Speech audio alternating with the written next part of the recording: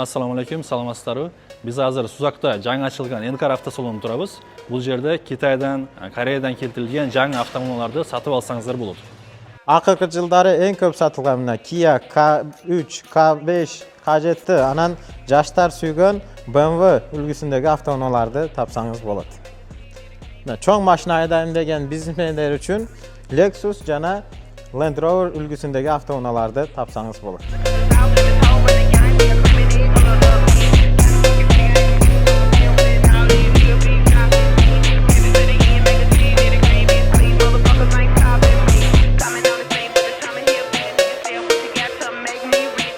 Ana sırtkары біздің Кыргызстанның өзі-өзін өндіріш желмаян электромоторлары. Мысалы, бұлар 1,5 тонналық, пониженный, повышенный. Бұларда мысалы 40-ға шықса болады екен. Туғандар бұларды отынға, үйге, шаруаға әрқандай жерлерге іштетсе болады. Өте жақсы, арзан бағада. Sonra ekan, mağa жақты. Бұлар балары қаншадан кейін, қайердан шығады кейін? Бұларды өзі-өзі собират қылынады екен, сол жерде. Басы, завод басын сатылады екен. Bağlar бұл жерде арқандай түрлері бар екен де 59 мыңнан баштап 140 мың сомға чейін екен. 59-дан баштап, жақсы екен. Өзінің басында. Қандай, жақты ма? Son Samasvalda var ekan da, qancha ko'taradi?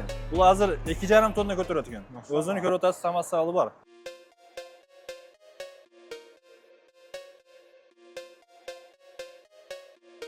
Автосалон Энкарда Ороза айына қарата силерге машиналарды арзан бағада беребиз, и машиналарды алмаштырып дагы беребиз. Жаңы машиналарды алып кетсеңер болот, эски машиналарды берип, вариант жолдорунда кылабыз.